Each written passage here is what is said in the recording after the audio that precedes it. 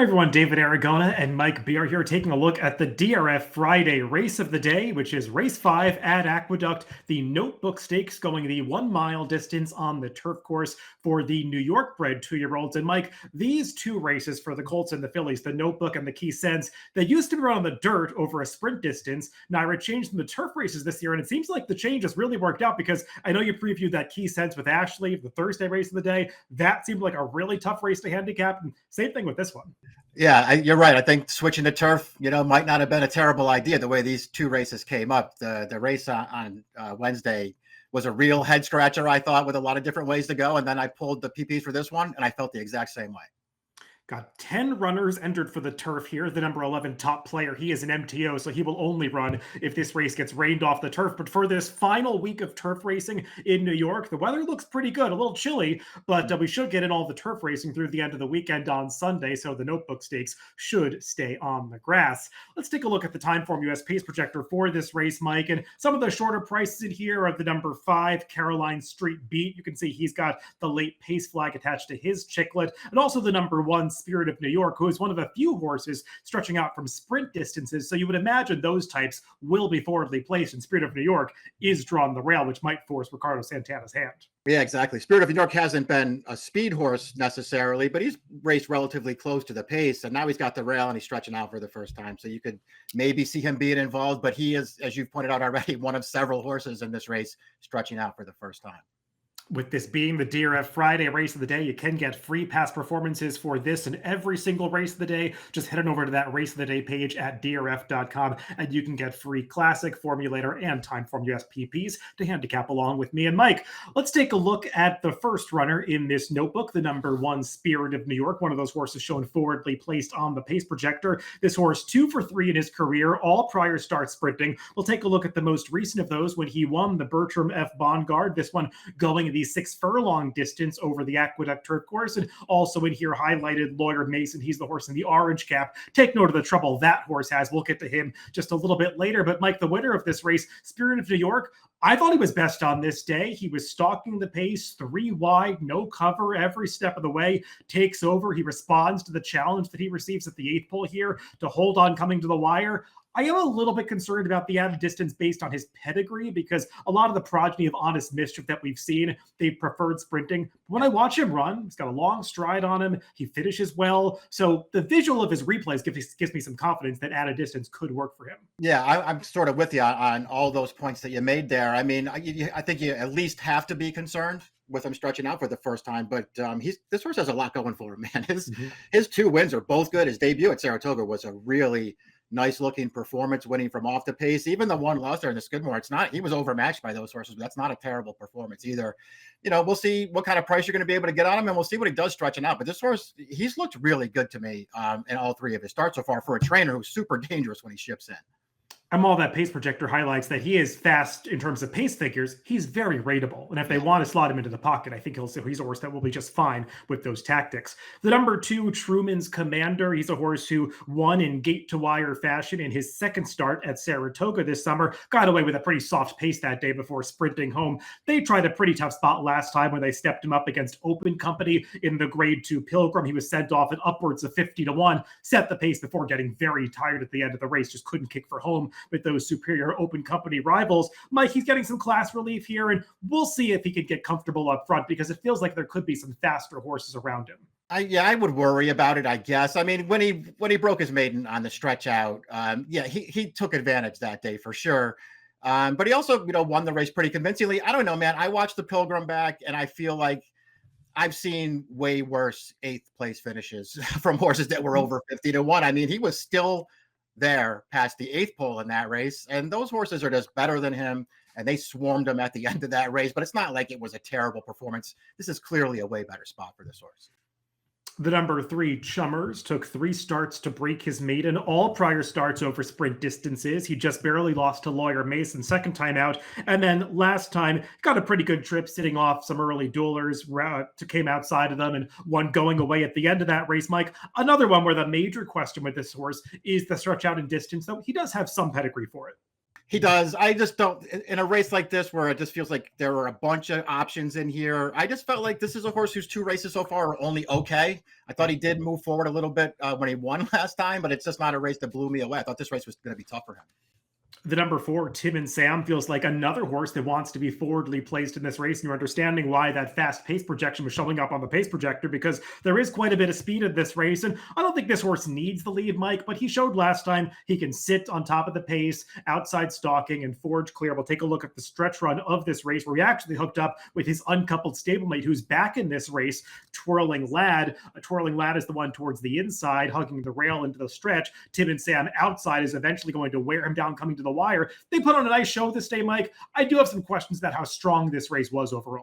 Yeah, so do I. I mean, they're just 2 horses. I mean, it kind of felt that way on paper anyway, David. They felt like the 2 best horses going in. They just sort of sat on top of each other around the track, dueled it out, and Tim and Sam wound up narrowly best in there. It was a fine performance. I thought his prior turf race, the maiden loss on turf 3 starts back, thought he ran okay in that race, although he was no match for Caroline Street Beat that day. His races are okay. I would wait and see what kind of price he is. Up next is the horse that Mike just mentioned, the number 5, Caroline Street Beat. He's won his only start. That came back in the middle of August at Saratoga. We'll take a look at the stretch run of that race, this 73 Beyer debut victory. And Mike, this horse was very professional first time out. That was the main takeaway for me, is that he seemed perfectly comfortable sitting in the pocket. He tipped out an upper stretch and was able to wear down Tim and Sam, who we just talked about back in this race, and he was superior to that foe on this occasion. I guess the big question with Caroline Street Beat, Mike, is the layoff, because clearly doesn't look like this was the plan. He missed some time. He didn't work for a couple months after this race. They've only gotten 4 drills into him for this return, and they kind of have to run in this race because this is probably the last opportunity to run in a turf race against New York breds before next year. Yeah, I mean, I guess they don't just want to put him away. They want to get one more start into this horse before they have to lay him up for the winter. So we'll see if that turns out to be the right decision. I mean, his debut was good. He got a great trip in that race. But, you know, for a first-time starter, he ran just fine in there. I mean, he's got a really big pedigree behind him, too. I mean, he's bred to be a good horse, and he looked like a pretty good horse winning first time out. But there are questions, you know, since that race, and you're going to have to take a pretty short price on this horse if you think he's ready to go in here. So maybe it opens it up. Maybe he's just better than these horses, David, but maybe the layoff there opens things up for some of the others. The number 6, Jaxer, is another who broke his maiden routing on the turf last time out. He's been more of a work in progress, though. He was not professional on debut, unlike Caroline Street Beat. Just didn't look like he knew what he was doing that day, but he has really stepped forward with each successive start. I can't say that I loved his second race at Delaware, but it was a big improvement on his debut. And then we'll take a look at his last race when he broke his maiden at Aqueduct. Grab motion, put blinkers on this day, and you could just see right from the start, Mike, this horse was way more dialed in. He did well to get forward position from post 11 on this day. He put away his other pace rivals, and I really liked that spurt that he put in coming past the quarter bowl to open up on this field, because it doesn't look like the most impressive victory when you look at it on paper, but when you watch the replay, he was vastly superior to this field. And now cutting back to the mile, given the tactical speed that he showed last time, I think that works for him, and certainly doesn't hurt to have Flavien Prat on board lately. I agree with everything that you just said. I don't really have a lot to add to any of it. When I looked at this horse on paper, I just wasn't really thrilled with him. When you go back and watch that win last time, he took a huge step forward in that race. I remember not liking his debut at all. And then I did not like his Delaware race either. I mean, he narrowly beaten there, but he had no excuse in that race to a long shot winner. Yeah. So I just thought that maybe this horse wasn't any good. He certainly turned it around last time. The 4th place finisher from that race, Newland, did come back to break his maiden at the same level last weekend. The number 7, Cristobal, he's another one of these stretch outs in the race coming out of the Bertram F. Bongard last time. And Mike, I just didn't find a whole lot to recommend about his performance. He was contesting the pace up there with Spirit of New York early, just got really tired in the late stages. And I don't have a ton of confidence that this son of Kent Barros is going to get so much better going longer. Yeah, that would have to be your takeaway with this horse. If you wanted to bet him at a big price, you would just have to think he's been waiting to stretch out and he's really going to move forward. I don't see that in any of his 3 races. A more interesting horse coming out of the Bertram F. Bongard could be the number 8, Lawyer Mason, who got up for 3rd that day. And Mike, we talked about it a bit earlier when we showed the replay for Spirit of New York. You could see this horse got in a little bit of traffic in upper stretch. Frankie Dettori was sticking to the inside. He had to wait behind some tiring rivals, eventually came on through between them to get 3rd. I don't think he ran as well as Spirit of New York that day, but this horse does have pedigree to get better with added distance. That's what I liked about it, maybe more than anything else. I mean, first of all, I think you also have to at least be aware that when you watch every one of his races, that's how they want to ride this horse for some reason. I mean, they just stick him on the rail, and he's always trying to come up the inside in every one of his starts. It didn't work in his debut when he actually ran really well that day and got blocked in the stretch. It did work in his second start when he got through inside of Chummers and beat that horse at the end, and it didn't work again last time. I mean, I thought the last one was a little harder to tell, David. I mean, certainly he didn't have a clean run. I'm not sure really how unlucky he was when all was said and done. Maybe he was going to be second in there. But I do think he's pretty good, and I do think he has a lot of pedigree to stretch out here. He's one of the horses who I thought had a real chance to get better with more distance.